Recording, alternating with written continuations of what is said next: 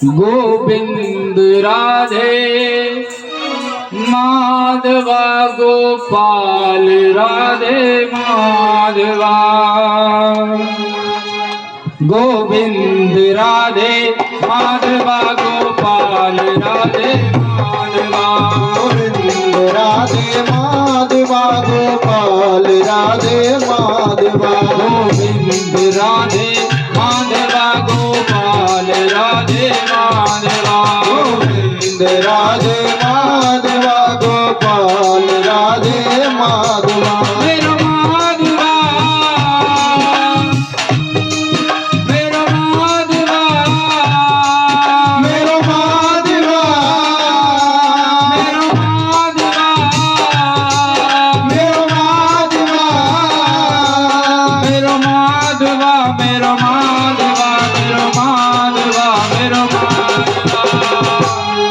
गोविंद राधे माधवा गोपाल राधे माधवा। गोविंद राधे माधवा गोपाल राधे माधवा। गोविंद राधे माधवा गोपाल राधे माधवा। गोविंद राधे माधवा गोपाल राधे माधवा। हर हर शंभो।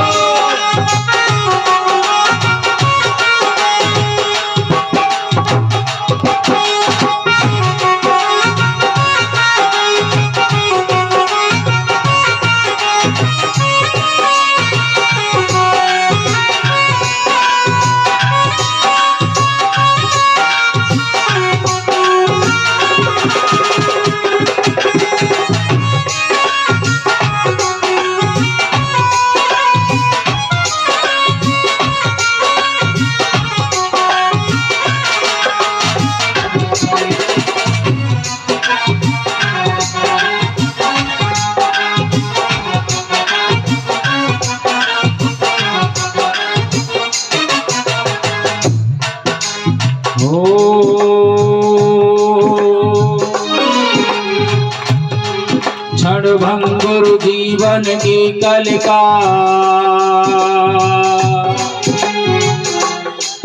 कल प्रात को जाने गिली न गिली। क्षणभंगुर जीवन की कलिका कल प्रात को जाने गिली न गिली।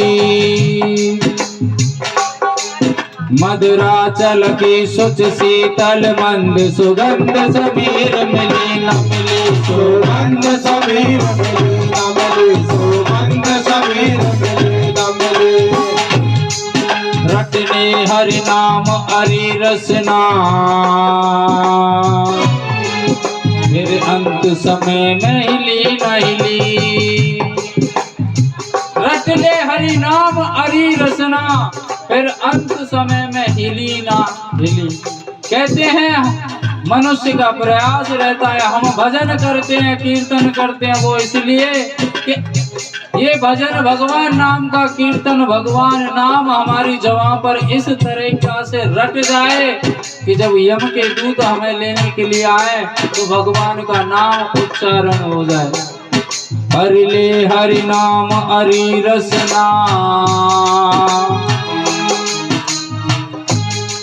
फिर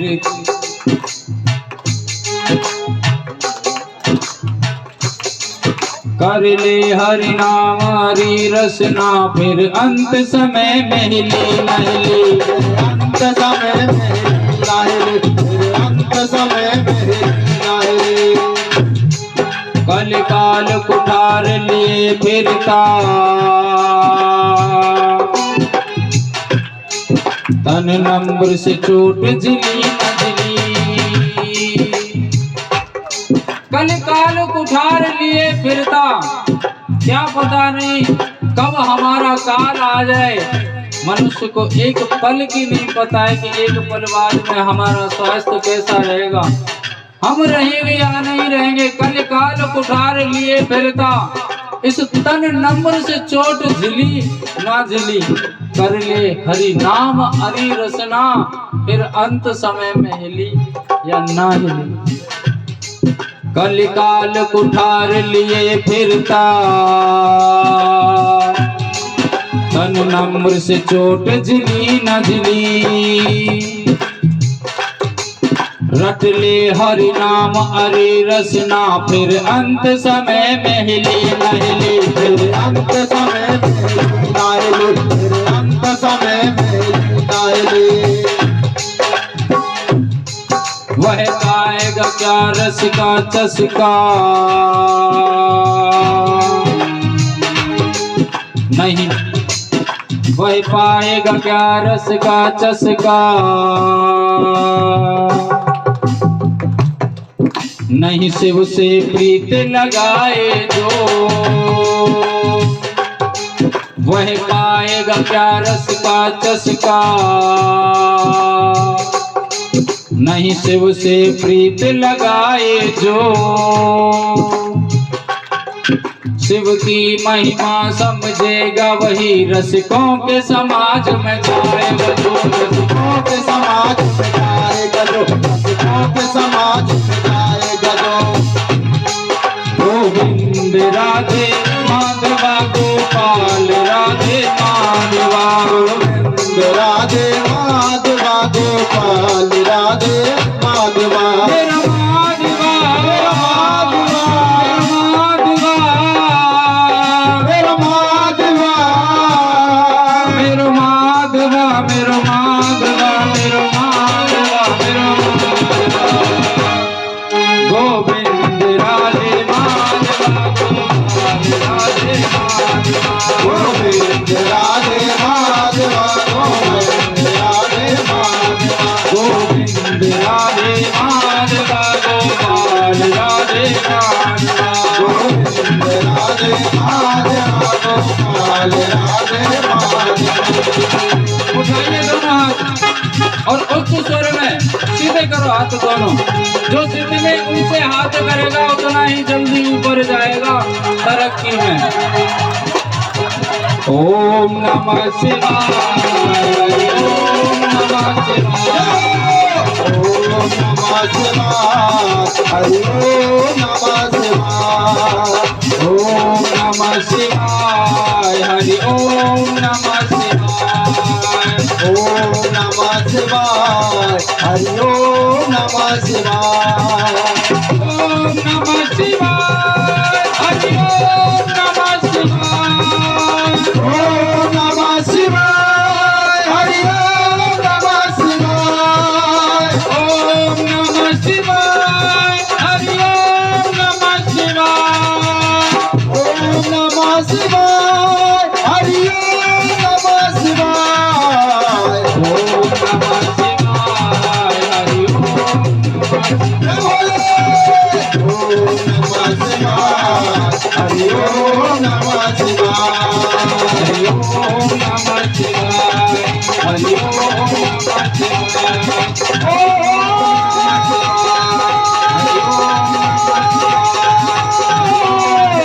ओम नमः शिवाय। हरि ओम नमः शिवाय।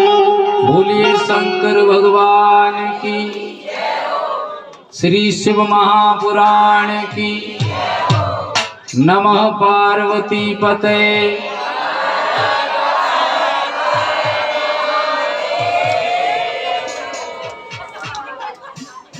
मैं तो कथा और भूल गया कहाँ चल रही थी।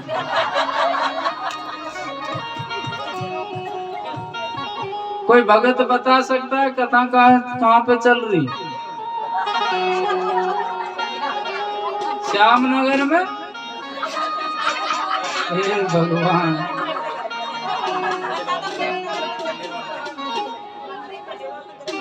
नहीं पता किसी को? मतलब पता तो है लेकिन झिझक रहे हैं, क्या पता कुछ और कह दिया। सूत जी से शौनक आदि ऋषियों ने पूछा था कि ऐसा नंदी ने कौन सा कर्म किया था जिसके प्रभाव से भोलेनाथ ने अपना सेवक उसको बना लिया, प्रिय सेवक बनाया। अब पूछ रहे हैं शौनकादि ऋषि, रचयामासु तत्रासु स्वकलास्य कलापे शंकरस्य अर्चनं च कथं लिंगायताकृति। सूत जी से शौनकादि ऋषि कहते हैं, प्रभु अब हमको ये बताएं, आपने नंदी का बड़ा सुंदर चरित्र सूक्ष्म शब्दों में हमको समझाया, अब हमको ये बताएं कि भोलेनाथ की पूजा लिंगायत आकृति के रूप में क्यों होती है, मूर्ति पूजा क्यों नहीं है नंद महादेव की। जहां भी हम देखते हैं कहते हैं हमारे यूं तो अनन्य शिवलिंग हैं, एक से एक प्रतिष्ठित, लेकिन जो मुख्य हैं वो 12 हैं, 12 ज्योतिर्लिंग, जिनमें 9 शक्ति शिवलिंग हैं और केवल 3 भक्ति शिवलिंग हैं। शिवलिंग का अर्थ समझने का बहुत जरूरी है। जो जमीन में स्थापित रहते हैं वो तो होते हैं शक्ति शिवलिंग, वो होते हैं शक्ति शिवलिंग, और जो जलहरी पर ऊपर स्थापित रहते हैं वो होते हैं भक्ति शिवलिंग। 12 ज्योतिर्लिंग में केवल 3 भक्ति शिवलिंग है, बाकी तो शक्ति शिवलिंग है। शक्ति शिवलिंग का मतलब समझते हो, संहार करता। बाबा महाकाल जमीन में स्थापित, त्र्यंबकेश्वर जमीन में स्थापित, सोमनाथ जलेरी पर, इसलिए भक्ति शिवलिंग है। 9 शिवलिंग जो है शक्ति शिवलिंग है और 3 शिवलिंग जो है वो भक्ति शिवलिंग है। आज प्रश्न कर रहे हैं सूत जी से शौनकादि ऋषि कि महादेव की पूजा इस लिंगायत आकृति के रूप में ही क्यों होती है, मूर्ति पूजा क्यों नहीं होती। कृपया इस प्रसंग को बताने की कृपा करें सूत जी। सूत जी बताते हैं, न बभूव मुनिश्रेतो विकृतं मुनि सत्तमा भ्रष्टो बभूव तदगर्भो महेशानुग्रहेण। इस पृथ्वी पर सदाशिव ने सर्वप्रथम इस लिंगायत आकृति के रूप में ही प्राकट्य लिया था। इस लिंगायत आकृति के रूप में ही सदाशिव प्रकट हुए थे। पहले इस जगत चराचर में कुछ नहीं था। कहते हैं परमेश्वर ज्योति स्वरूप था, जिसे हम आदि शक्ति के नाम से जानते हैं। आदि शक्ति ने सदाशिव को प्रकट किया और सदाशिव ने अपने हृदय से नारायण को प्रकट किया। नारायण ने अपनी नाभि से ब्रह्मा जी को प्रकट किया था और सदाशिव ने इन दोनों को आदेश कर दिया नारायण को कि जाकर के आप इस सृष्टि का निर्माण कीजिए, ये सृष्टि आपको बनानी है। नारायण तो शेष सैया पे जल में निवास करते थे, उन्होंने सोचा मैं अकेला क्या करूंगा, अपनी नाभि से कमल पुष्प प्रकट किया और उससे ब्रह्मा जी प्रकट हुए उस कमल के पुष्प पर बैठ करके। जब ब्रह्मा जी प्रकट हुए तो ब्रह्मा जी सोचने लगे कि मैं कौन हूं और यहाँ कैसे आया। अपने आप के बारे में जानने की सोची उन्होंने और जानने का प्रयास किया। और सही बात है, अपने बारे में सबसे पहले जानना चाहिए कि मैं कौन हूं और कहां से हूं, क्या मेरी अहमियत है। उसको जान करके जब आगे कदम बढ़ाना चाहिए, चाहे वो कोई भी कार्य हो, चाहे कोई रिश्तेदारी हो। ब्रह्मा जी सोच रहे हैं, कहते हैं जो कमल था, जिसकी जो तंतु थी नली सी, कमल का पुष्प किस किस ने देखा है? देखा है? नहीं देखा। उसमें 8 पंखड़ी होती है और हरी हरी सी उसकी डंडी होती है, वो अंदर से बिल्कुल पाइप की तरह होती है, पोली। ब्रह्मा जी उसमें प्रवेश कर गए और कहते हैं अनन्य वर्षों तक भ्रमण करते रहे, लेकिन नारायण की नाभि तक नहीं पहुंचे। जब उन्होंने सोचा कि शायद इस संसार में कोई नहीं है, सबसे पहले मैं ही हूं, उनको केवल आवाज सुनाई दी थी कि ब्रह्मा आप इस सृष्टि का संचार कीजिए, सृष्टि बनाइए। वो जब देखने की, अपने आप के बारे में जानने की कोशिश की, नहीं पता लगा पाए, तो उन्होंने सोचा कि इस सृष्टि में मेरे अलावा कोई है ही नहीं, जो भी कुछ हूं मैं ही हूं और मैं ही इस सृष्टि को बनाऊंगा। कहते हैं जो अपने मन से बड़ा आदमी बन जाता है ना, वो हमेशा अपने जीवन में दुख पाता है। भले ही समाज उसको प्रतिष्ठा ना दे, लेकिन अपने मन में जो बड़ा बन गया, अपने मन में बड़ा कैसे बनते हैं कि घर में तो खुद की चलती नहीं है, दूसरे के घर में वकील आए तो छांटते हैं, वो होते हैं अपने मन में बड़े। कोई अनजान मिल गया उससे बहसबाजी करने लग जाए, वो होते हैं अपने मन में बड़े।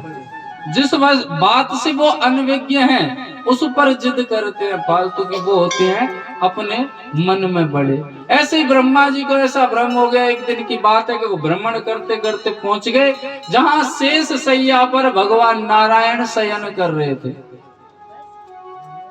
जब नारायण को देखा और मन में सोचा कि ये कौन है भाई, पहले तो मैंने तो इसको बनाया नहीं है, लेकिन जो भी होगा अपने मन में तो बड़े हैं ही। और जाकर के नारायण से भिड़ गए, अरे मूर्ख तुझे पता नहीं है इस सृष्टि को मैं बना रहा हूं, मैं जगत पिता हूं।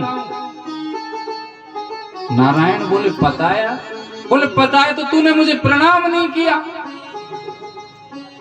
कोई बड़ा आदमी होता है उसे प्रणाम किया जाता है, आदर सम्मान दिया जाता है, तू तो बड़ा सठ है, मूर्ख है, इस शेष सैया पर लेटा हुआ है, शर्म नहीं आती तुझको?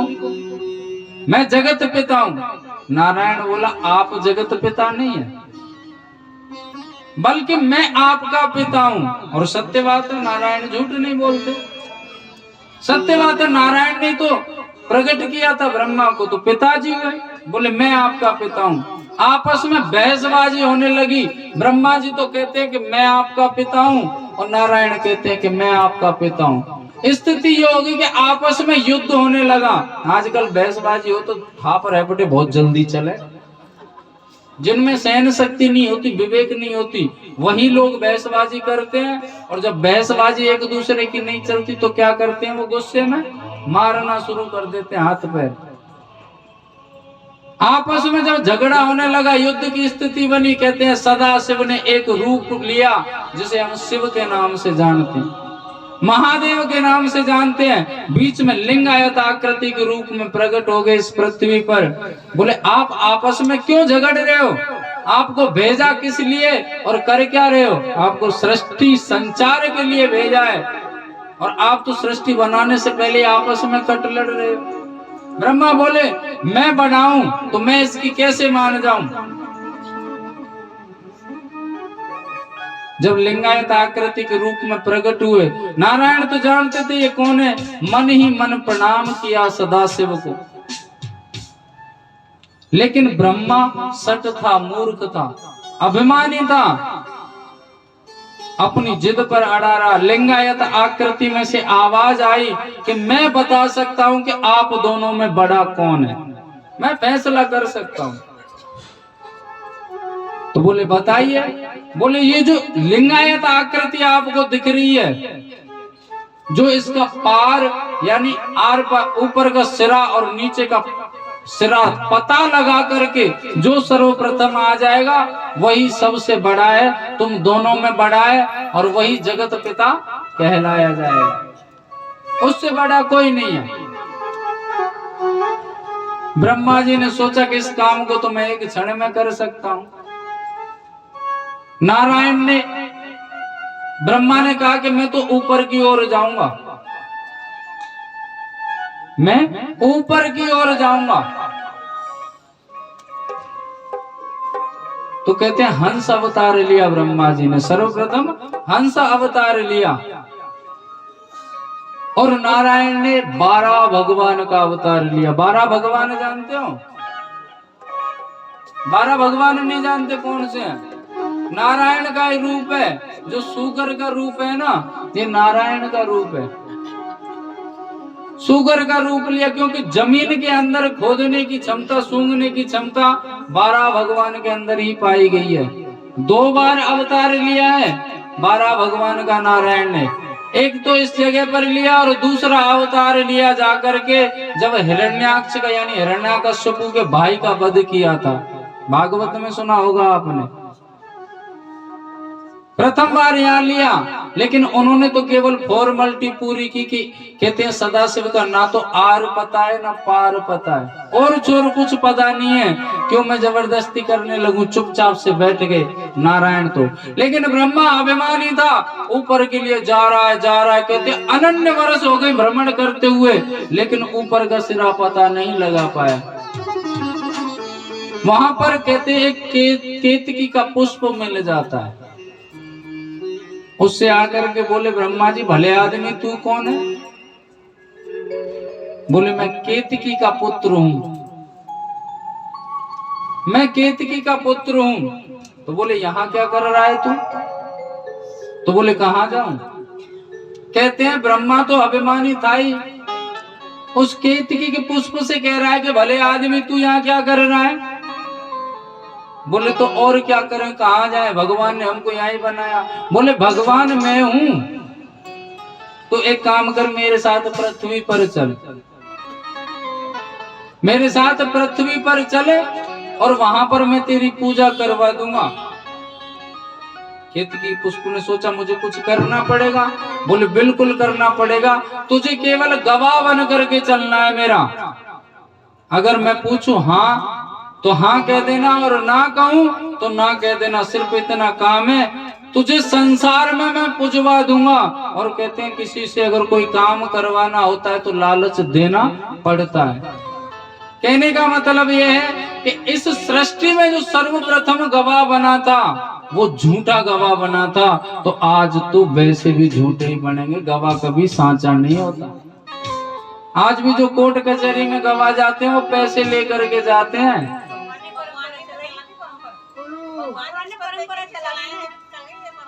ब्रह्मा ने सर्वप्रथम गवाह बनाया और वो भी झूठा निकला था, और आ गया उनके साथ में। बोले मैंने पता लगा लिया इस लिंगायत आकृति का कि ऊपर का भाग कितना ऊंचा है। लिंगायत आकृति में से आवाज आई कि ये ब्रह्मा झूठ बोलता है। ब्रह्मा बोले मैं जानता था इस बात को कि यही बात निकल करके आनी है कि ये झूठ बोल रहा है, इसलिए गवाह साथ में लाया हूं। क्यों रे बता, मैंने ऊपर का सिरा देखा है ना? बोले हाँ देखा है। त्रिशूल निकला उस लिंगायत आकृति में से। ब्रह्मा के 5 सिर थे पहले, सर्वप्रथम 5 सिर थे चारों दिशाओं में, जो एक ऊपर की ओर, और जो ऊपर की ओर था उसने झूठ बोला था उस सिर से, इसलिए उस सिर को कहते हैं त्रिशूल से काट करके नष्ट कर दिया। और केतकी के पुष्प को श्राप दे दिया कि तूने लालच में आकर के झूठ बोला है, इसलिए आज से तू मेरी पूजा में कभी भी नहीं लगेगा। केतकी के पुष्प कभी पूजा में नहीं चढ़ता महादेव की, बाकी सब चढ़ जाता। नारायण ने देखा कि ये सदाशिव क्रोध कर रहे हैं, क्षमा याचना करने लगे। भोलेनाथ ने माफ भी कर दिया, क्षमा भी कर दिया। आवाज आई कि आपको सृष्टि संचार के लिए भेजा है, आप सृष्टि का संचार कीजिए। ब्रह्मा आपने झूठ बोला 5वें सिर से, इसलिए वो दंड का भागी था, उसे नष्ट कर दिया। क्योंकि झूठ के सहारे जीवन नहीं चलता, एक झूठ को छुपाने के लिए लाखों झूठ बोलने पड़ते हैं। इसलिए उस सिर ने झूठ बोला, वो किसी कार्य का नहीं। बाकी आपके सिर 4 हैं और ये 4 सिर वेद स्वरूप बनेंगे। आशीर्वाद दिया और कहा आप सृष्टि का निर्माण कीजिए, सृष्टि बनाइए। नारायण से कहा आप उसका पालन पोषण करेंगे। नारायण हाथ जोड़ करके खड़े हो गए, प्रभु आपने कहा वो सत्य है, लेकिन मेरे एक मन में बड़ी पीड़ा उत्पन्न हुआ है, एक पीड़ा उत्पन्न हुई है। बोले कहिए कौन सी? बोले ये जो पृथ्वी बनी है ये बहुत छोटी है, ये पृथ्वी बहुत छोटी है। अगर ये ब्रह्मा जी सृष्टि का निर्माण करते चले जाएंगे और मैं उसका पालन पोषण करता जाऊंगा तो एक दिन ये सृष्टि तो अपने आप डूब जाएगी। मतलब बोले कुछ ऐसा करो कि सृष्टि भी बढ़ती रहे और मिटती भी रहे, ये जो प्रकृति का चक्र है ये चलता रहे। भोलेनाथ ने कहा साफ साफ शब्दों में, बोले ये प्रकृति ये जो बन रही है ये मिटनी भी है, इसलिए उसका कार्यभार, तो भोलेनाथ ने कहा कि उस कार्यभार को मैं लेता हूं, इसलिए भोलेनाथ संहार करता कहलाए। ये सृष्टि तीन के अधीन है। कितने के अधीन है? ब्रह्मा, विष्णु, महेश। किसका नाम है? हमारे तो मामा जी को नाम है। किसका नाम है? अच्छा, भोलेनाथ का पक्की पता है? देख ले, सोच ले, अपनी तो घर की सी बात है। ये सृष्टि तीन के अधीन है, ब्रह्मा, विष्णु और भोलेनाथ। बनाते हैं ब्रह्मा जी, पालन पोषण करते हैं नारायण भगवान विष्णु, और अंत में संहार कर देते हैं मेरे भोलेनाथ।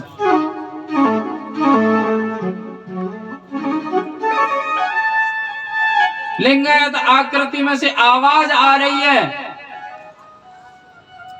कि हम में से आज से ना तो कोई बड़ा है और ना ही कोई छोटा है, तीनों ही बड़े हैं और तीनों ही छोटे हैं। ये त्रिमूर्ति बन गई। अगर त्रिमूर्ति में से एक भी मूर्ति अगर हटती है, खंडित होती है, तो कहते हैं त्रिमूर्ति चल नहीं सकती। कहते हैं तीन का नाम तो बुरा होता है। सही बात है ना भैया? तीन का नाम बुरा होता है। अरे भैया, ये बड़ी भ्रांति फैली हुई है मन में। जहां भी कुछ तीन दिख जाए, अरे तीन को नाम तो बुरा हो, चार रह जाओ कि दो हो जाओ।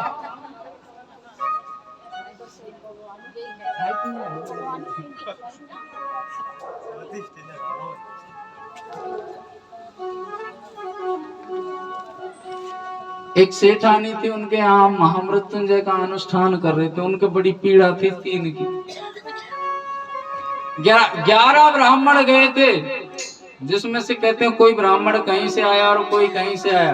तो सर्वप्रथम हम 3 जने पहुंच गए। दरवाजे पे घंटी बजाई, देखा हमको, दरवाजा खोल करके प्रणाम पंडित जी प्रणाम। और फिर उसके बाद में इधर उधर देखने लगी। मैंने क्या हुआ मैया, 3 ही आया तुम? मैंने कहा क्यों मैया, आ रहे होंगे? तो क्या तो 2 आते या 4 आते, 3 इनको नाम ठीक ना रहे, अब एक आध और आ जाए। मन के जब तक यहीं खड़े रहे।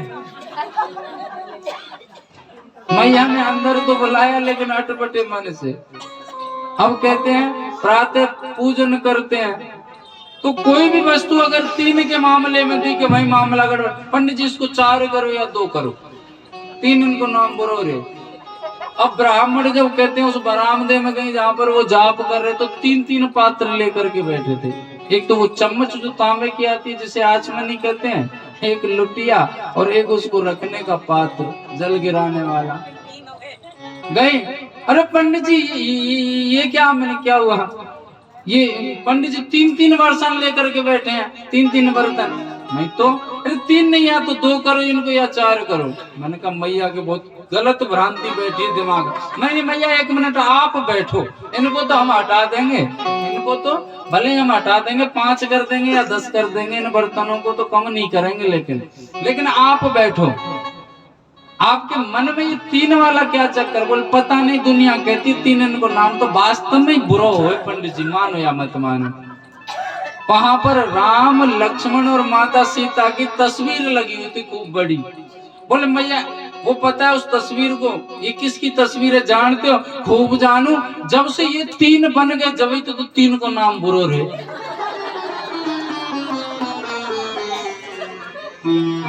मैंने कहा भैया ये 3 बन गए? बोले हाँ, इनकी मैया ने कहीं ने निकलवा दिया इनको घर से। जब ये 3 गए जब से ही बुरा मानते हैं। तो मैंने कहा भैया ये 3 गए कब थे बन के लिए? एक साथ जब घर से निकले पूरे, तो अयोध्यावासी साथ में, और अयोध्यावासियों को छोड़ा तो सुमंत साथ में जो सारथी था, सुमंत को छोड़ा तो केवट लग गया। ये तो पूरे वनवास में 3 रहे ही नहीं। मैया की खोपड़ी खराब। तो मुझे नहीं पता तीन का मानते हैं, मैंने कि जो मानते हैं उनको मानने दो, आप मत ऐसी भ्रांति पालो। जब ये सृष्टि के कहते हैं, इस सृष्टि के रचयिता, पालन करता और संहार करता तीन है, उनका नाम बुरा नहीं है, तो ये तीन का नाम कहां से बुरा होगा? ये सृष्टि तीन से ही शुरू हुई और तीन पे ही जाकर के अंत होगी। बोलिए शंकर भगवान की। भोलेनाथ ने कहा कि ब्रह्मा और नारायण, मैं आप लोगों की वजह से सर्वप्रथम इस पृथ्वी पर प्रकट हुआ हूं इस लिंगायत आकृति के रूप में, तो मैं इसी आकृति के रूप में ही पूजा जाऊंगा। जो भक्त मेरी इस आकृति के रूप में पूजा करेगा उसे मैं मनोवांछित फल प्रदान करूंगा। तब से भोलेनाथ की पूजा इस लिंगायत आकृति के रूप में ही होती है। और ये शिवलिंग का प्रतीक है, ये महादेव का प्रतीक है, ये लिंगायत आकृति, इसलिए इसे महादेव स्वरूप में पूजा जाता है। मूर्ति पूजा कहीं नहीं होती महादेव। बोलिए शंकर भगवान की। महादेव की हम पूजा करते हैं तो लिंगायत आकृति के ही रूप में करनी चाहिए। प्रार्थना लिंगायत आकृति के ही सामने करनी चाहिए। ओ भोले सुन ले अर्ज हमारी, भोले शरण में आया थारी।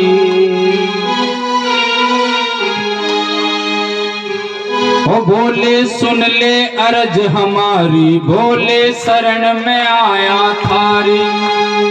तेरी शरण में आया बाबा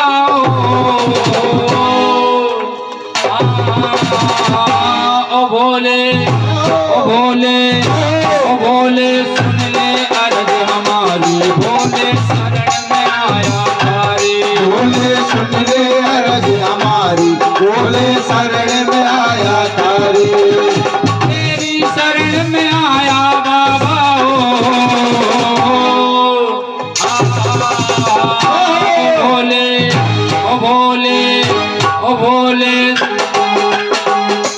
भोले शरण में आया तारी। भोले सुन ले अर्ज हमारे, भोले शरण में आया थारी। भोले सुन ले अर्ज हमारी।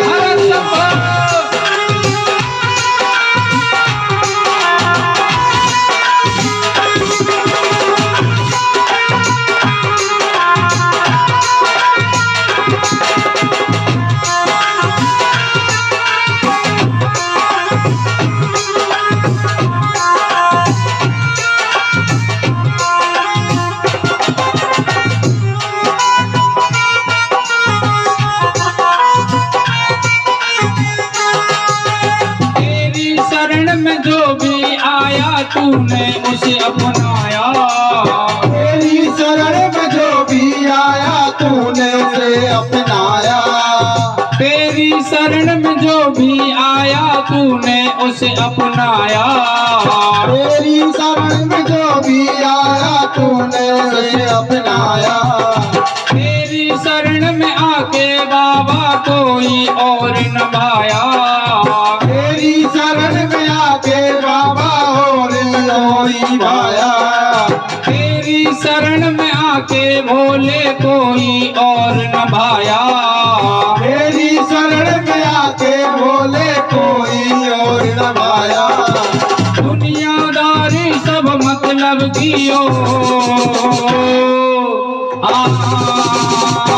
भोले, ओ भोले, ओ भोले सुन ले अर्ज हमारी। भोले शरण में आया थारी। भोले सुन ले अर्ज हमारी। भोले शरण में आया थारी।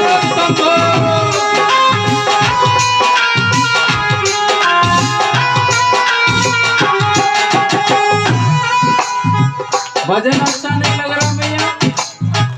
किसी को अच्छा नहीं लग रहा हाथ ऊपर करें। दो मैयाओं को अच्छा नहीं लग रहा, जिनको अच्छा लग रहा है उनको दोनों हाथ उठा करके ताली बजानी चाहिए। उठाइए दोनों हाथ। हर हर शंभो।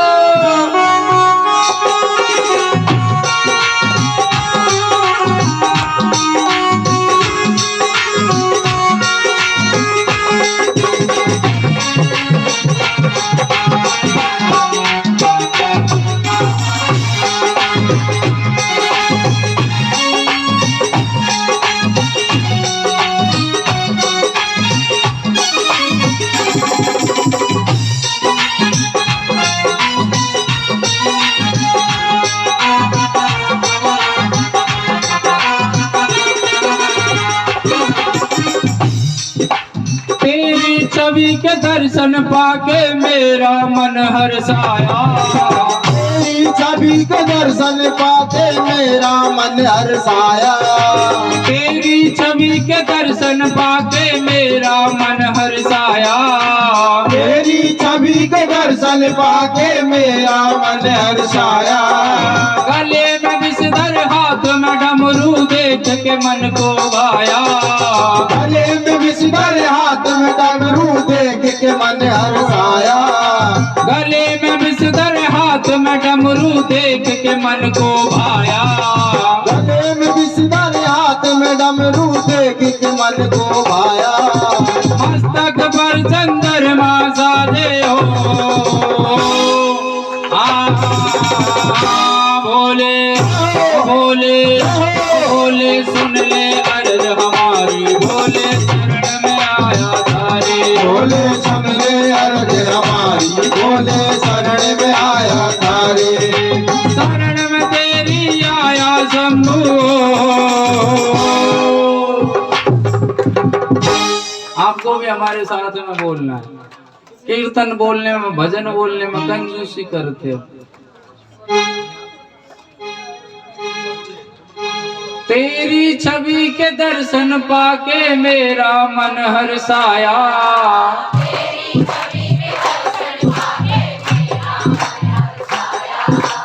तेरी छवि के दर्शन पाके मेरा मन हर्षाया।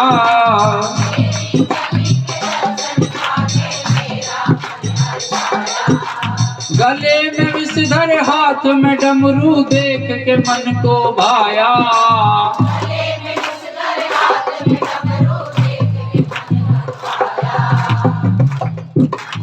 गले में विषधर हाथ में डमरू देख के मन को भाया।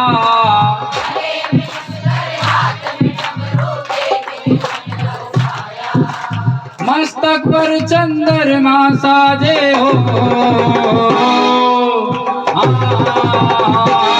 भोले भोले भोले सुन ले अर्ज हमारी। भोले शरण में आया तारे। भोले सुन ले अर्ज हमारी। भोले शरण में आया तारे। तेरी शरण में आया भोले ओ भोले भोले भोले सुन ले अर्ज हमारी। भोले शरण में आया तारे। भोले सुन ले अर्ज हमारी। भोले शरण में आया तारे। हर हर शंभो।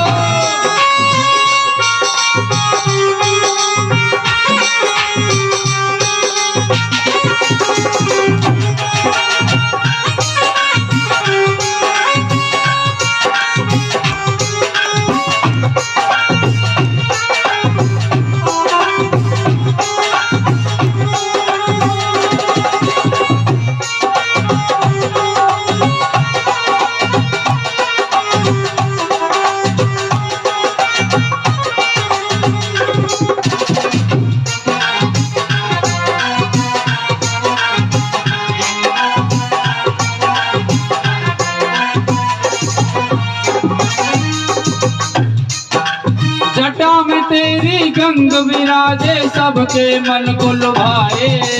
जटा में तेरी गंग विराजे सबके मन को लुभाए। जटा में तेरी गंग विराजे सबके मन को लुभाए। जटा में तेरी गंग विराजे सबके मन को लुभाए। करके भजन प्रभु भोले का मानव मुक्ति पाए। करके भजन प्रभु भोले का मानव मुक्ति पाए। करके भजन प्रभु भोले का मानव मुक्ति पाए। करके भजन प्रभु भोले का मानव मुक्ति पाए। दीनन पर प्रभु करुणा कर दो।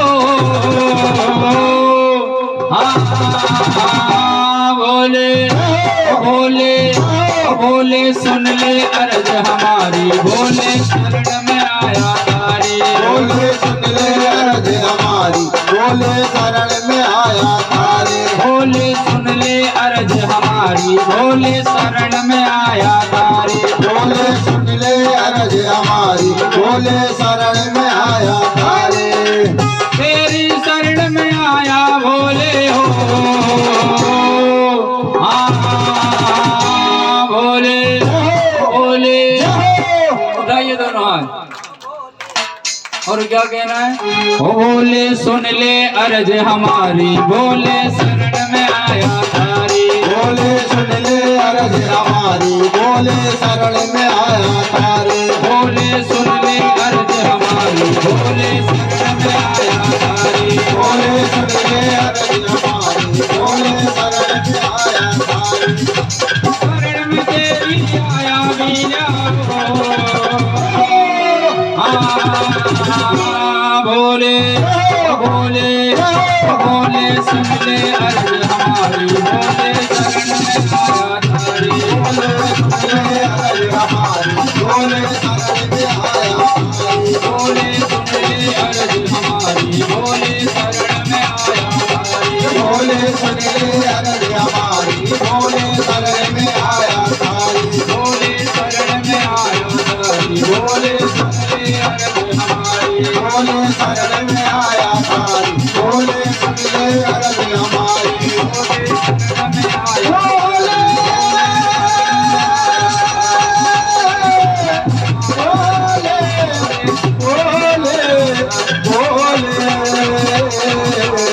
शरण में आया तारी। बोलिए शंकर भगवान की जय हो, श्री शिव महापुराण की जय हो, नमः पार्वती पतये हर हर हर महा शंभो।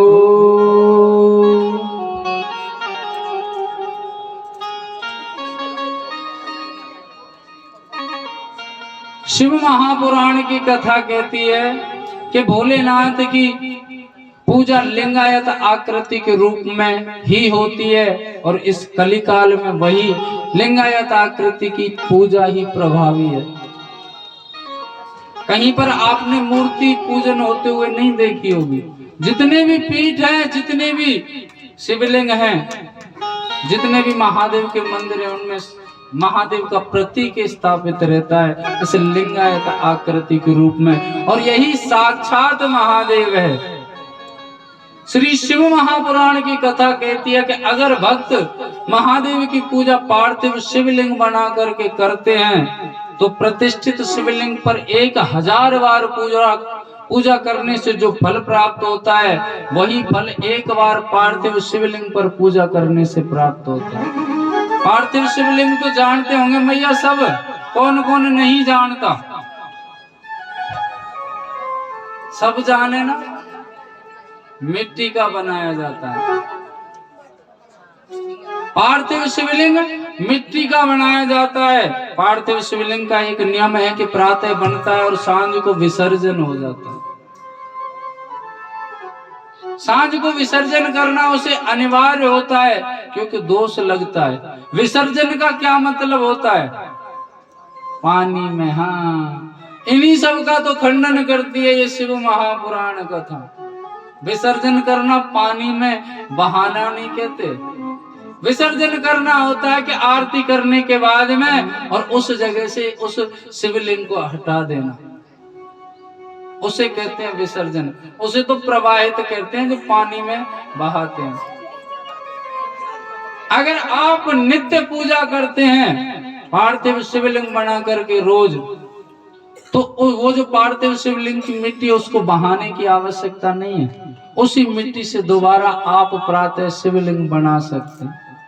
अगर आप केवल सावन महीने करते हो या 8 दिन महीने में करते हो, उसके लिए तो उस मिट्टी को प्रभावित करना ठीक ही रहता है, उसको प्रवाह कर देना चाहिए, क्योंकि 8 दिन के बाद में वो मिट्टी किसी काम की नहीं रहती। उसका जो लचीलापन होता है मिट्टी का वो चला जाता है। अगर आप रोज करते हैं, नित्य करते हैं, तो वही मिट्टी आप कार्य में ले सकते हैं। इसलिए ज्यादा से ज्यादा प्रयास करना चाहिए कि पार्थिव शिवलिंग बना करके ही पूजा करनी चाहिए। कौन कौन करता है पार्थिव शिवलिंग बना करके? कोई ना करे, कभी भी नहीं की, एक बार। हाँ, लेकिन करना चाहिए।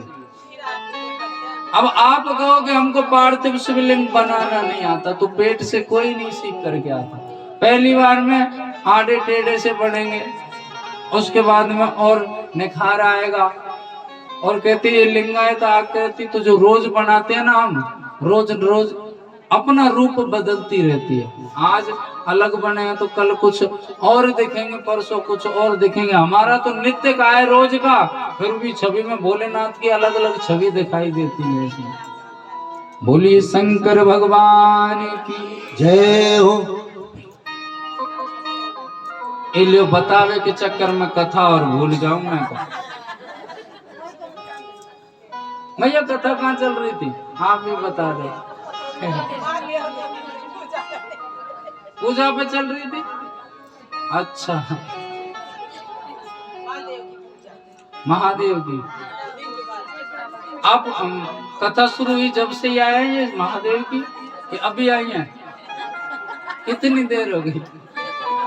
1 घंटा हो गया ना, फिर तो आपने कथा सुनी है। तो बताओ महादेव की पूजा इस लिंगायत आकृति के रूप में क्यों होती है?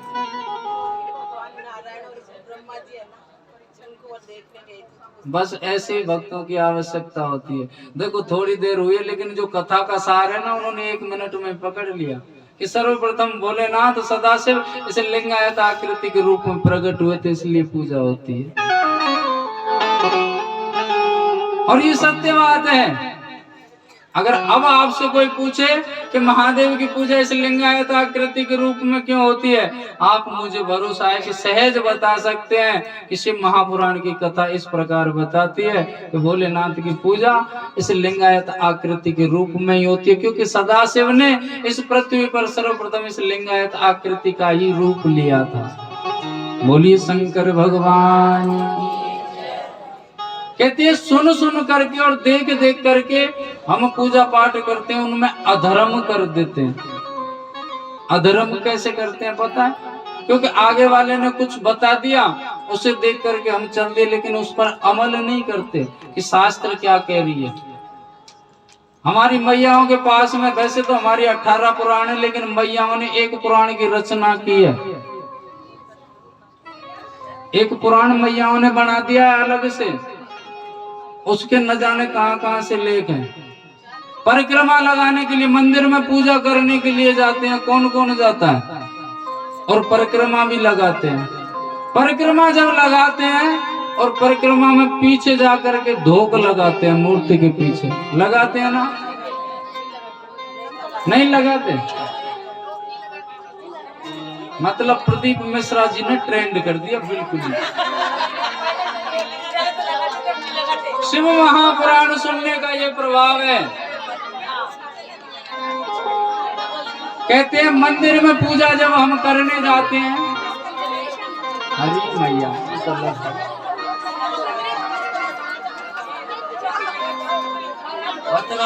2 मिनट में भी सेट कर लूंगा।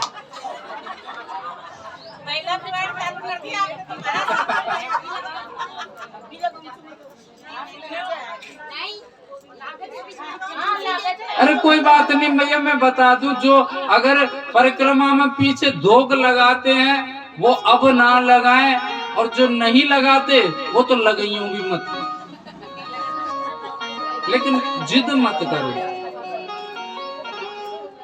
कहते हैं मंदिर में जब हम पूजा करने के लिए जाते हैं तो किसी भी शास्त्र में, किसी भी पुराण में नहीं लिखा, किसी वेद में नहीं लिखा कि मंदिर में जाकर के आप प्रणाम कीजिए भगवान को पीछे।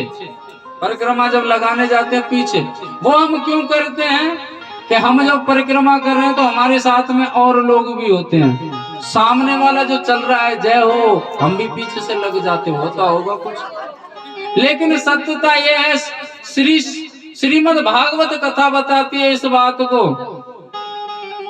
कि भगवान की पीठ में अधर्म का वास है। भगवान की पीठ में अधर्म का वास होता है। जो पीछे जाकर के भगवान के प्रणाम करता है, उससे हमारे जो पुण्य कर्म हैं, जितने हमने एकत्रित किए हैं, सभी क्षीण हो जाते हैं, नष्ट हो जाते हैं। श्रीमद् भागवत कथा में वर्णन आया कि एक जरासंध नाम का राजा हुआ था। जरासंध नाम का राजा था, वो 2 माओं के गर्भ से हुआ था, आधा आधा। और उसे जरा नाम की राक्षसी ने उसे जोड़ करके एक कर दिया। अगर उसे कोई बीच में से चीर करके फेंक देता, वो अपने आप जीवित हो जाता, मर भी जाता तो जीवित हो जाता, ऐसा उसका प्रताप था। द्वारिकाधीश ने उसे 17 बार परास्त किया। कितनी बार परास्त किया युद्ध में? 17 बार। 18वीं बार उस जरासंध ने अपने मित्र काली यवन को भेजा। किसको भेजा? काली यवन को भेजा। बोला तू जा और उस द्वारिकाधीश को परास्त कर कैसे भी। मुझे तो 17 बार कर दिया, मेरी हिम्मत नहीं है बार बार बेइज्जती सहन करने की। जरासंध ने ये बात कह दी। और ये काली यवन नाम का जो राक्षस था, कोई साधारण नहीं था। इसका ये राक्षसों की संगति करता था, इसलिए इसका नाम राक्षस पड़ा। अन्यथा ये महादेव के आशीर्वाद से प्रकट हुआ था। ऋषि शेषी रायण का पुत्र था और रंभा अप्सरा जो थी वो इसकी माता थी। इसे कोई इस पृथ्वी पर परास्त नहीं कर सकता था। पहले नंबर तो महादेव का आशीर्वाद से हुआ, दूसरा महादेव का महाप्रतापी भगत था। प्रातः 4 बजते ही तो भोलेनाथ के मंदिर में इसका महाअभिषेक चालू हो जाता था, नित्य का नियम था। और जब अभिषेक करके पूजन करके बाहर निकलता था तो कहते हैं जितने भी संत महात्मा ऋषिगण थे सबको मुंह मांगा दान देता था। जिस वस्तु को जिस प्रकार आवश्यकता थी होती थी पूछ पूछ करके देता। और कहते हैं इस संसार से ना तो कुछ लेकर के गया है कोई और ना ही कुछ लेकर के जाएगा। केवल लेकर के जाता है तो दो वस्तु लेकर के जाता है। एक तो भगवान नाम, अपनी जिह्वा से लिया हुआ भगवान का नाम, और दूसरा अपने हाथों से किया हुआ दान। इन 2 के अलावा कुछ लेकर के नहीं जाता। इसलिए तो मैं आपसे कहता हूँ बार बार मैं भगवान नाम का कीर्तन करो, भगवान नाम उच्चारण करो, क्योंकि हम उच्चारण करेंगे तो हमारे खाते में नोट होगा और आप उच्चारण करेंगे तो आपके खाते में नोट होगा। और कहते हैं भगवान के नाम से ही भव सागर तर जाते हैं। ओ तू तो डूबा हुआ तर जाएगा, ओ तू तो डूबा हुआ तर जाएगा। ओ बंदे राम राम राम राम गाएगा, ओ बंदे राम राम राम राम गाएगा। तू तो डूबा हुआ तर जाएगा, डूबा हुआ तर जाएगा, तू तो डूबा हुआ तर जाएगा, तू तो डूबा हुआ तर जाएगा। बंदे राम राम राम राम गाएगा, ओ बंदे राम राम राम राम गाएगा। हर हर महादेव।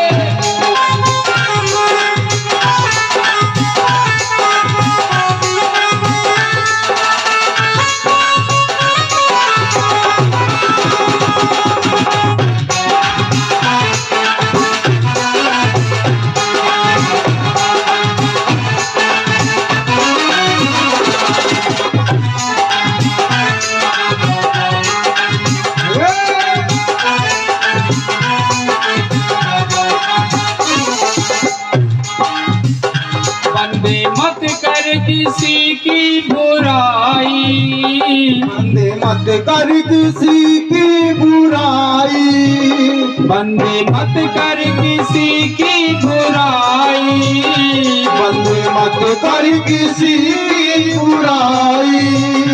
कौन देगा या झूठी गवाही, कौन देगा या झूठी गवाही। बंदे मत कर किसी की बुराई, बंदे मत कर किसी की बुराई। कौन देगा या झूठी गवाही,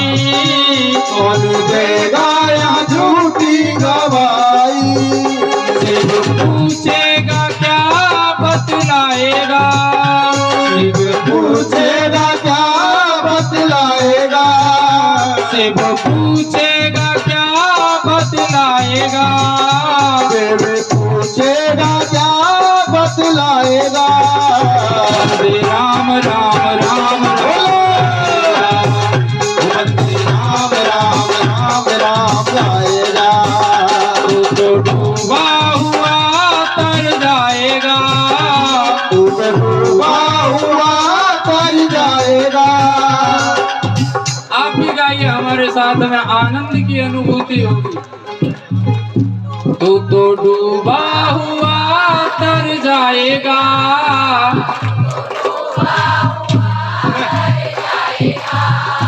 तू तो डूबा हुआ तर जाएगा,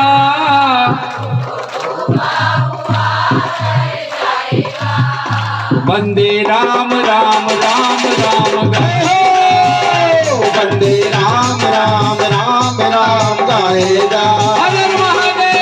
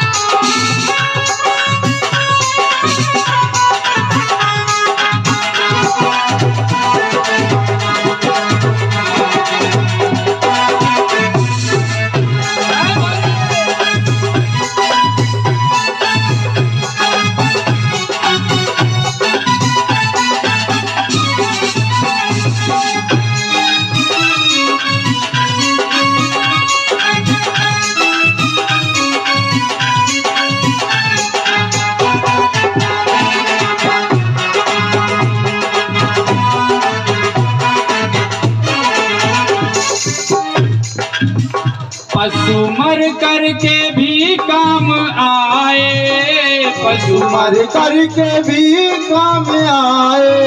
कहते हैं मरने के बाद में ये मानव देह भी काम नहीं आती। कम से कम पशुओं की जो चमड़ी है वो जूता बनाने के काम आती है, लेकिन ये पुरुषों की चमड़ी भी किसी काम नहीं आती। पशु मर करके भी काम आए, पशु मर करके भी काम आए, पशु मर करके भी काम आए, पशु मर करके भी काम आए। तेरा नामो निशान मिट जाए, तेरा नामो निशान मिट जाए, तेरा तन भी भस्म हो जाए, तेरा तन भी भस्म हो जाए। पशु मर करके भी काम आए, पशु मर करके भी काम आए, तेरा तन भी भस्म हो जाए, तेरा तन भी भस्म हो जाए।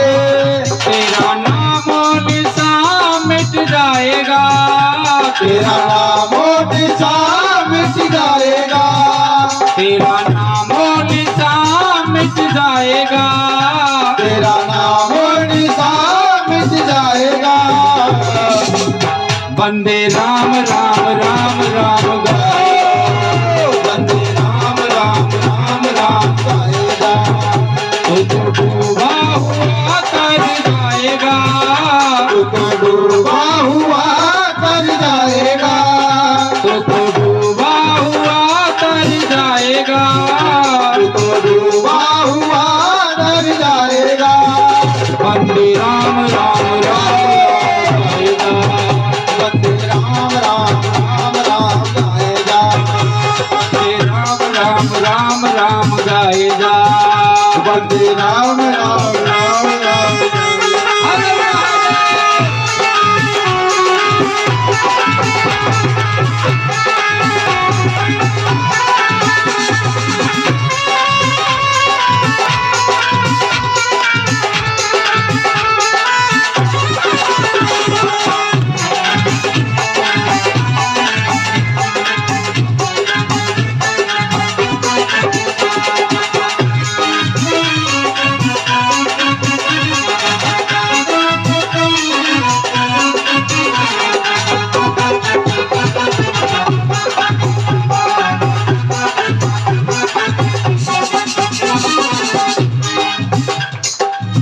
तेरी नैया भंवर में डोले, मेरी नैया भंवर में डोले, तेरी नैया भंवर में डोले, तेरी नैया भंवर में डोले।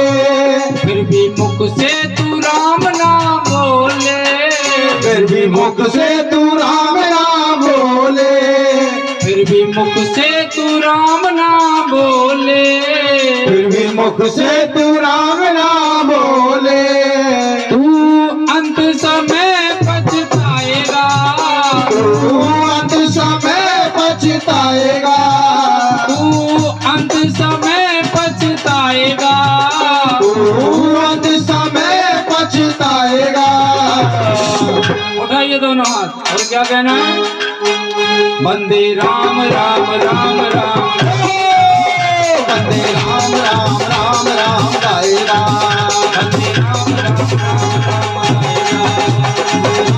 राम राम गाएगा।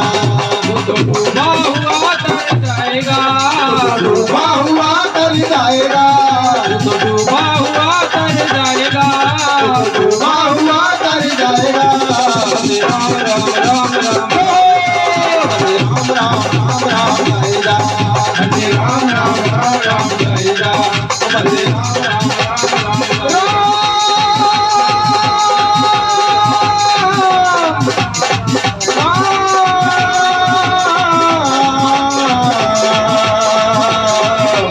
राम राम गाएगा।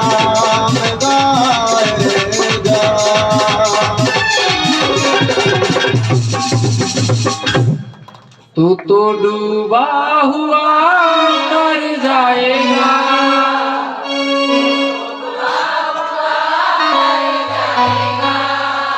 वंदे वंदे, बोलिए शंकर भगवान की, श्री शिव महापुराण की। नमः पार्वती पते, हर हर हर महादेव शंभो।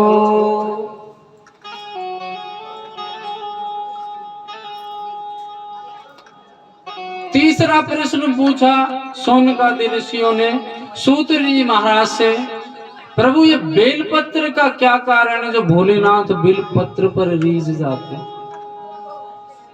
ऐसा कोई कारण तो होगा। सूत जी को सूत जी बताते हैं सोनकादि ऋषियों को, ऐसी संसार में कोई वस्तु नहीं है जिससे भोलेनाथ नहीं रीझते हों। ऐसी कोई वस्तु नहीं है जिससे भोलेनाथ ना रीझते हों। कहते हैं भगवान कभी धन नहीं देखते, दौलत नहीं देखते, वो केवल मन देखते हैं, वो वस्तु भी नहीं देखते क्या है।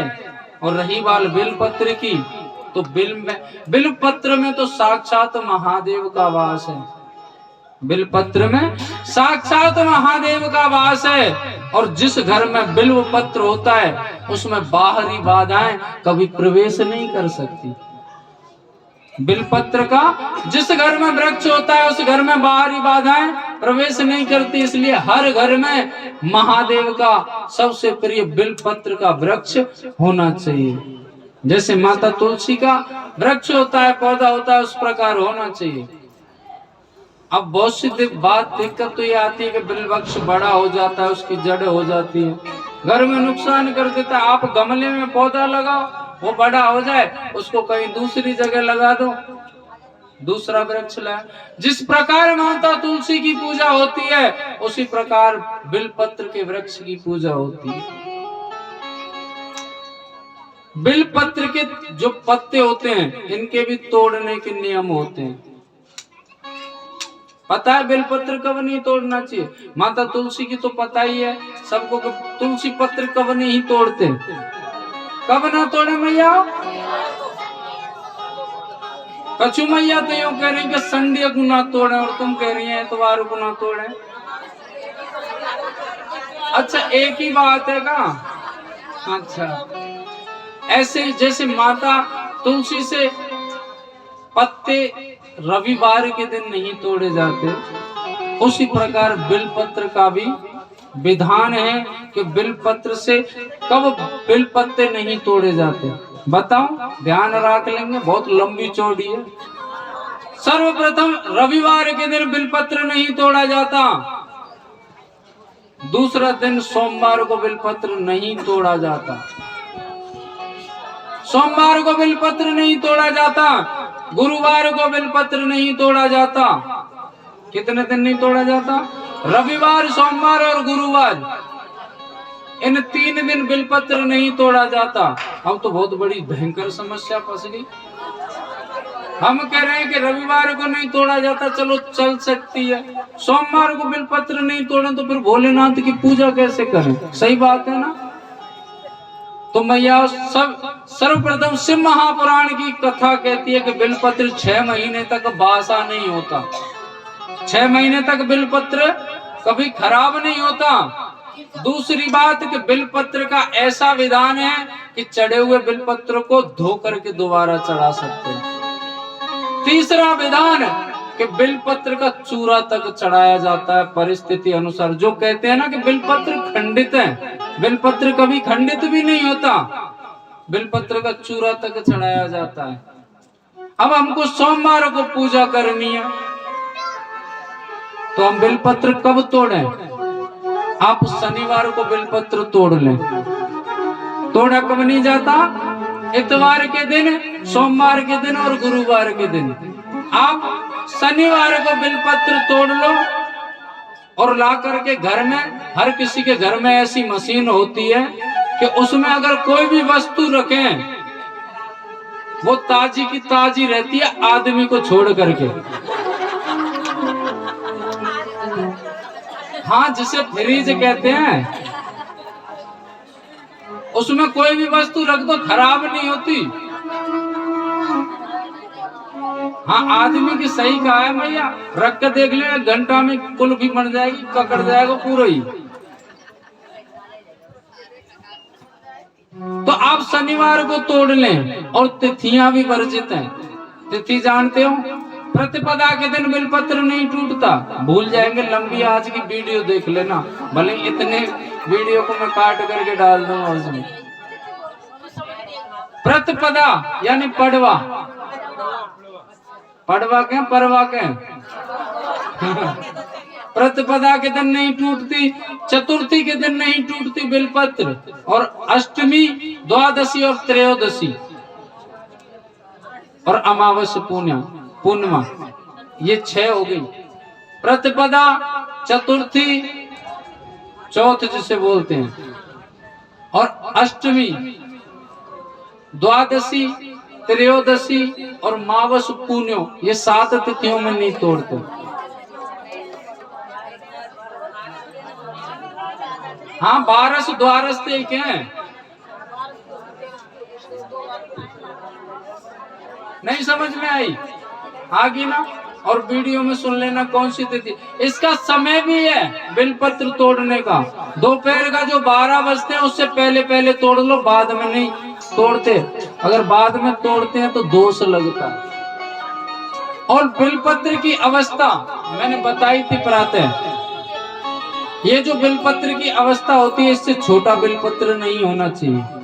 मैंने देखा है परिस्थिति अनुसार नहीं मिलते तो वो छोटे छोटे होती है ना पत्तियां, उनको तोड़ लाते हैं भक्त दोस्त। उसका दोष लगता है। बिलपत्र कम से कम इतना होना चाहिए। उस बिलपत्र को महादेव पर चढ़ाया जाता है। और कैसे चढ़ाया जाता है? जो चिकना सा भाग होता है इसे किधर करते हैं? ऊपर। हाँ, अरे इनको कहा समझा, मैं तो जान है। ये जो चिकना भाग होता है इधर से होता है ये सीधा, और कभी भी महादेव पर सूखा नहीं चढ़ाना चाहिए। इस पर कुछ न कुछ लिख करके, कुछ न कुछ क्या लिखना है? या तो राम नाम लिखना है या ओम नमः शिवाय लिखना है। ये बिलपत्र बड़े काम की चीज है। इसको वैज्ञानिक भी मानते हैं। कहते हैं अगर माइग्रेन का जो दर्द होता है ना, माइग्रेन का दर्द, अगर महादेव पर चढ़ाए हुए बिलपत्र अगर हम पाते हैं उनको नियमित 31 दिन तक, तो माइग्रेन का दर्द जड़ से खत्म हो जाता है। ऐसा शिव महापुराण कथा कहती है। और हमने सुना भी है, और प्रदीप मिश्रा जी की कथाओं में हमने देखा भी है कि पत्र आते हैं उनके। ये तो कैंसर तक खत्म कर देता है। ऐसी कोई सी बीमारी नहीं है जो बिलपत्र से ना जाए, लेकिन उसके प्रति श्रद्धा और विश्वास रखा जाता है। इस पर कुछ ना कुछ लिखना है, या तो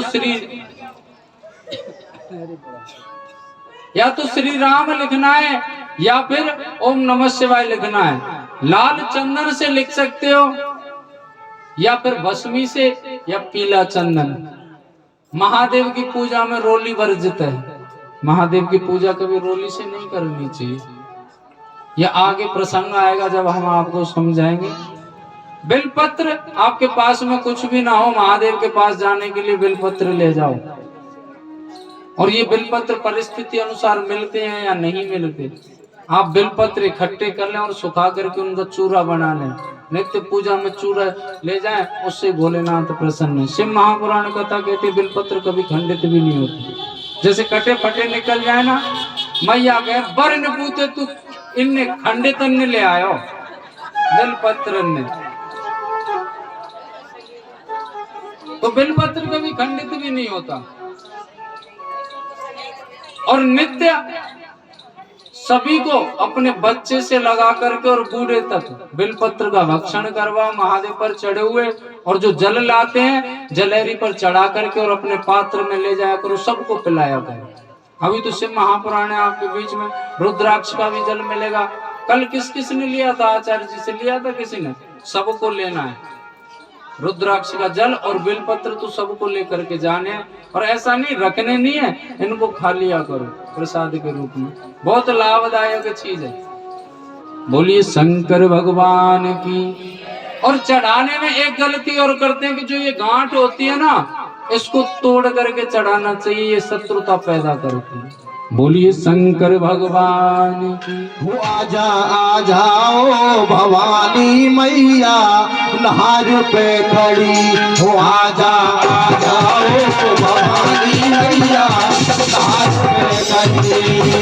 हो नार पे खड़ी भवानी सिंह पे खड़ी। नहार पे खड़ी भवानी सिंह पे खड़ी। आजा आ जाओ भवानी मैया नहार पे खड़ी। आजा आजा रे भवानी मैया नहार पे खड़ी।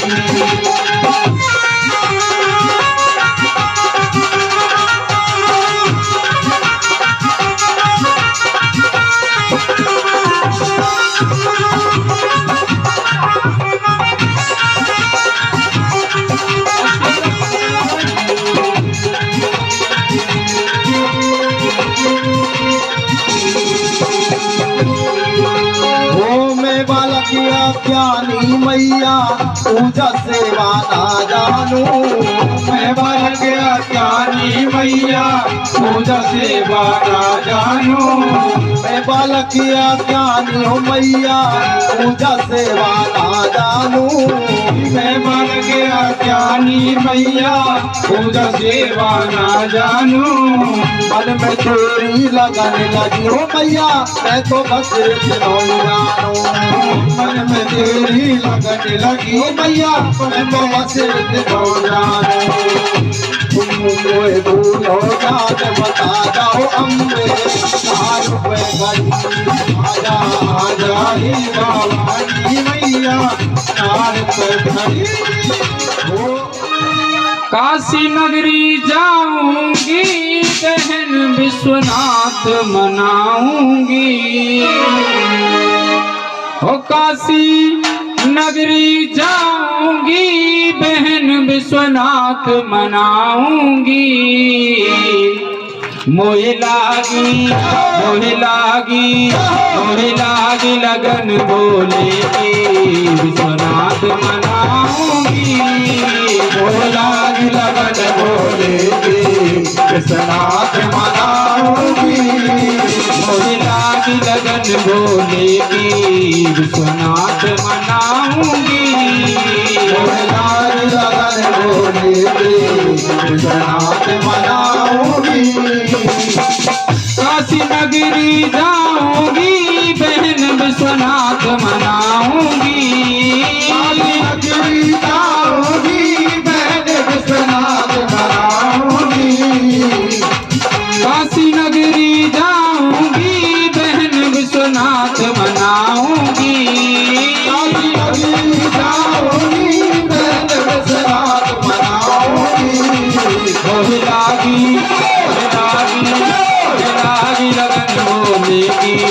विश्वनाथ मनाऊंगी। लाज लगन होगी विश्वनाथ मनाऊंगी। हर महादेव।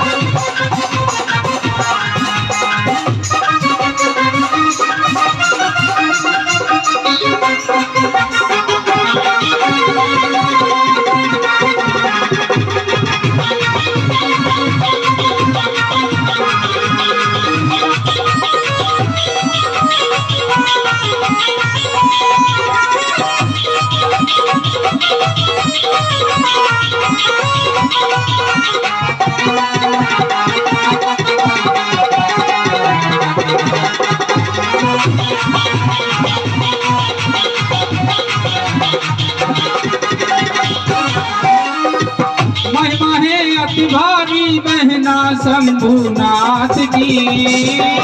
महिमा है अति भारी बहना शंभुनाथ की। महिमा है अति भारी बहना शंभुनाथ की। महिमा है अति भारी बहना शंभुनाथ की। यदि है रही दुनिया दीवानी दर्शन करने जाऊंगी। यदि है रही दुनिया दीवानी दर्शन करने जाऊंगी। हरे हरे।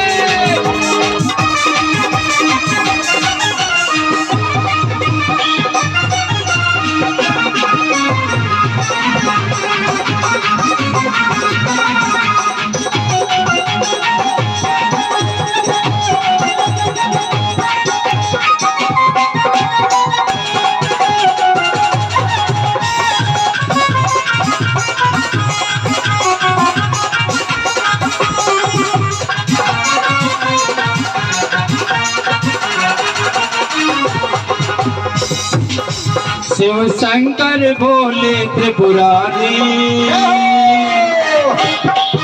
शिव शंकर भोले त्रिपुरारी तेरी महिमा है बारी न्यारी। शिव शंकर भोले त्रिपुरारी तेरी महिमा है सबसे न्यारी। शिव शंकर भोले त्रिपुरारी तेरी महिमा है सबसे न्यारी। शिव शंकर भोले त्रिपुरारी तेरी महिमा है सबसे न्यारी। तेरी महिमा है सबसे न्यारी। तेरी महिमा है सबसे न्यारी। तेरी महिमा है सबसे न्यारी। तेरी महिमा है सबसे न्यारी। तेरी महिमा है सबसे न्यारी। तेरी महिमा है सबसे न्यारी। तेरी महिमा है सबसे न्यारी। तेरी महिमा है सबसे न्यारी। शिव शंकर भोले त्रिपुरारी तेरी महिमा है सबसे न्यारी। शिव शंकर भोले त्रिपुरारी तेरी महिमा है सबसे न्यारी।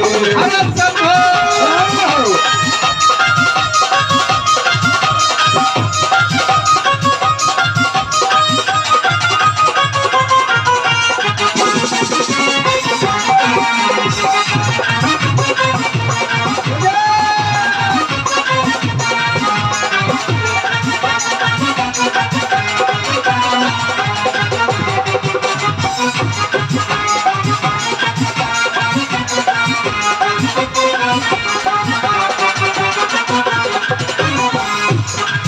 भोले शंकर भोले त्रिपुरारी। भोले शंकर भोले त्रिपुरारी तेरी महिमा है सबसे न्यारी। शंकर भोले त्रिपुरारी तेरी महिमा है सबसे न्यारी। शिव शंकर भोले त्रिपुरारी तेरी महिमा है सबसे न्यारी। शंकर भोले त्रिपुरारी तेरी महिमा है सबसे न्यारी। तू रहता मस्त मलंगा है तेरी जटा में बहती गंगा है।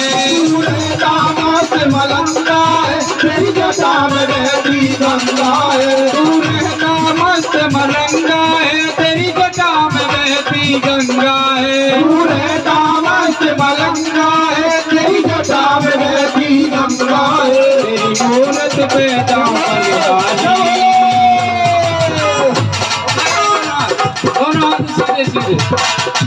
तेरी मूरत पे जाऊं बलिहारी, तेरी मूरत है सबसे प्यारी। शंकर भोले भंडारी, तेरी मूरत है सबसे प्यारी।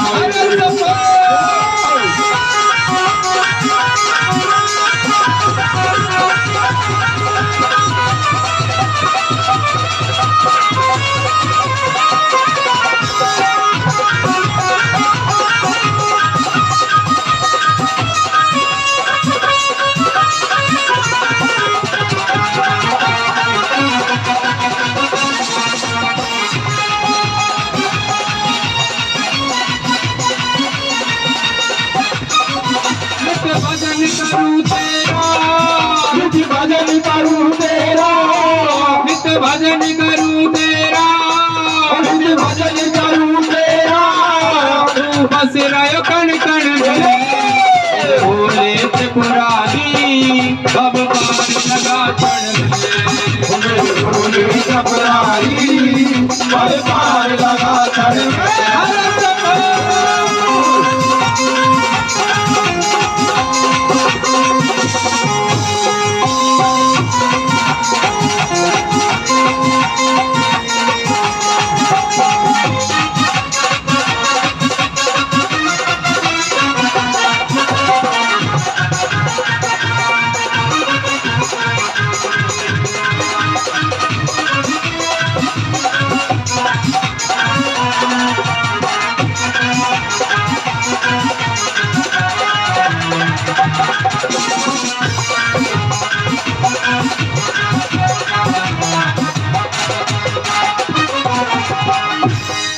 कृपान महाकाल जेल में बैठे कृपान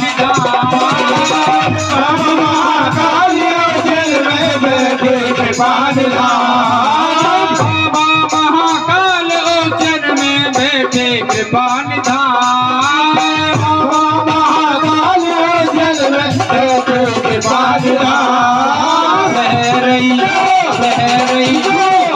रही भसम की आरती में तू सुन। तेरी भसम की आरती में तो गीत नवाऊंगी। काशी नगरी जाऊंगी बहन विश्वनाथ मनाऊंगी। नगरी जाऊंगी बहन विश्वनाथ मनाऊंगी। उठाइए दोनों और क्या कहना है? आखिरी लाइन है मोहिलारी मोहिलारी मोहिलारी लगन बोले की विश्वनाथ मनाऊंगी। मोहिलारी लगन बोले की विश्वनाथ मनाऊंगी। मोहिलारी लगन बोले की विश्वनाथ मनाऊंगी। मोहिलारी लगन बोले की विश्वनाथ मनाऊंगी। विश्वनाथ मनाऊंगी। विश्वनाथ मनाऊंगी। विश्वनाथ मनाऊंगी। आरती श्री त्रिपुरारी की उमापति गंगाधारी की। आरती श्री त्रिपुरारी की उमापति गंगाधारी की। आरती श्री त्रिपुरारी की उमापति गंगाधारी की।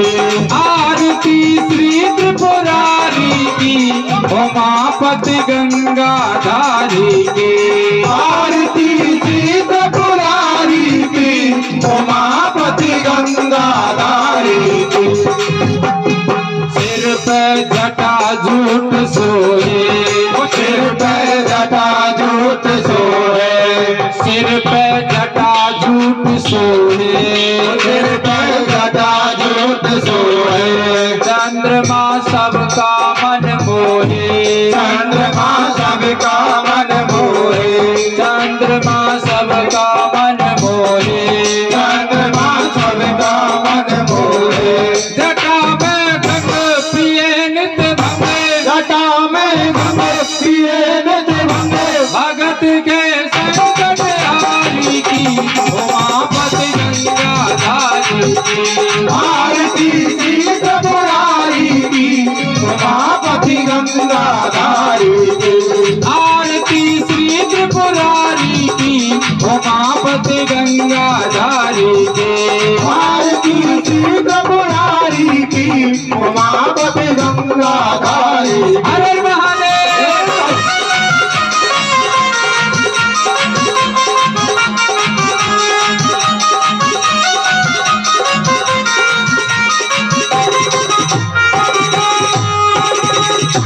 जगत में सबसे बड़ी है शान, जगत में सबसे बड़ी है शान, जगत में सबसे बड़ी है शान, जगत में सबसे बड़ी है शान। बजे डमरू की मीठी तान, बजे डमरू की मीठी तान, बजे डमरू की मीठी तान, बजे डमरू की मीठी तान। गले में नाग जगाए भाग, गले में नाग जगाए भाग, नादिया के तुम्हारी की उमापति गंगाधारी की।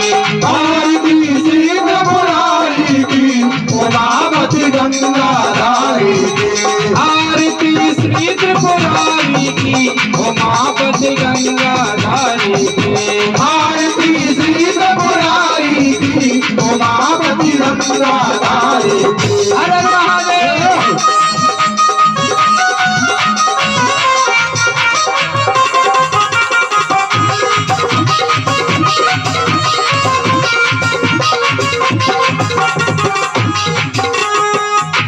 सदा शिव तीन नेत्रधारी, सदा शिव तीन नेत्रधारी, सदा शिव तीन नेत्रधारी, सदा शिव तीन नेत्रधारी।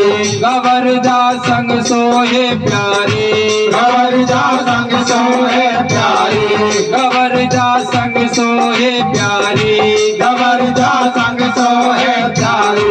करे कल्याण हो शिव का नाम, करे कल्याण हो शिव का नाम, शिव बागंबरधारी की उमापति गंगाधारी की। आरती श्री त्रिपुरारी की उमापति गंगाधारी की। आरती श्री त्रिपुरारी की उमापति गंगाधारी की। आरती श्री त्रिपुरारी की उमापति गंगाधारी की। अरे शंभो।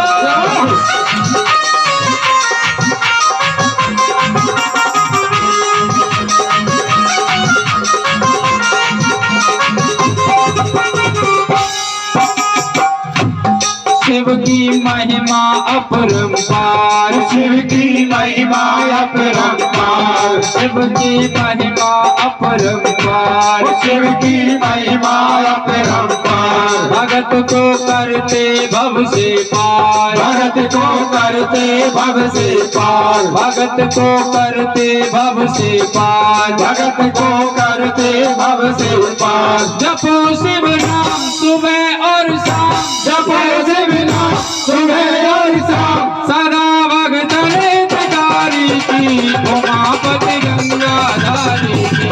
आरती श्री त्रिपुरारी की उमापति गंगाधारी की। आरती श्री त्रिपुरारी की उमापति गंगाधारी की। आरती श्री त्रिपुरारी की उमापति गंगाधारी की। उमापति गंगाधारी की। उमापति गंगाधारी की। कर्पूर गौरम करुणावतारम संसार सारम भुजगेन्द्रहारम सदावसंतम हृदयारविंद भवं भवानी सहितं नमामि। त्वमेव माता च पिता त्वमेव त्वमेव बन्धु सखा त्वमेव त्वमेव वेद्या च त्वमेव त्वमेव सर्वं मम देवदेव। त्वमेव सर्वं मम देवदेव त्वमेव सर्वं मम देवदेव। त्वमेव सर्वं मम देवदेव त्वमेव सर्वं मम देवदेव। त्वमेव सर्वं मम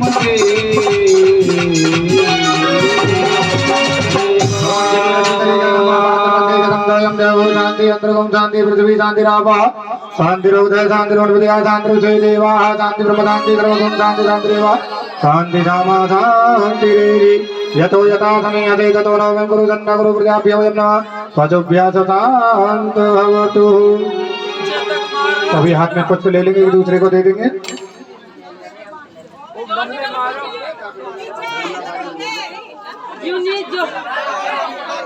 ओम हरि ओम यज्ञेन यज्ञमयन्त देवास्तानि धर्माणि प्रथमान्यासन्ना ते हनाकं महिमानः स्वतन्त्र यत्र पूर्वे साध्याः सन्ति देवाः हरिः ओम् एकदन्ताय विद्महे वक्रतुण्डाय धीमहि तन्नो दन्ती प्रचोदयात् हरिः ओम् तत्पुरुषाय विद्महे महादेवाय धीमहि तन्नो रुद्र प्रचोदयात् हरिः ओम् कात्यायन्यै च विद्महे कन्याकुमार्यै च धीमहि तन्नो दुर्गा प्रचोदयात् हरिः ओम् नारायणाय विद्महे वासुदेवाय धीमहि तन्नो विष्णु प्रचोदयात् हरिः ओम् महालक्ष्मै च विद्महे विष्णुपत्यै च धीमहि तन्नो लक्ष्मी प्रचोदयात् हरिः ओम् नारायणाय विद्महे वासुदेवाय धीमहि तन्नो विष्णु प्रचोदयात् देवन्तिकाम कुल चंपक पाटलाभ जयपुर नारे जात कर वीर रसाल पुष्प बिल्वा प्रवाल तुलसी दल मंगले त्वं पूजयामि जगदीश्वर मे प्रसीद नाना सुगंध पुष्पाणि यथा पुष्पांजलि ग्रहणं परमेश्वर परिवार मंत्र पुष्पांजलि समर्पयामि।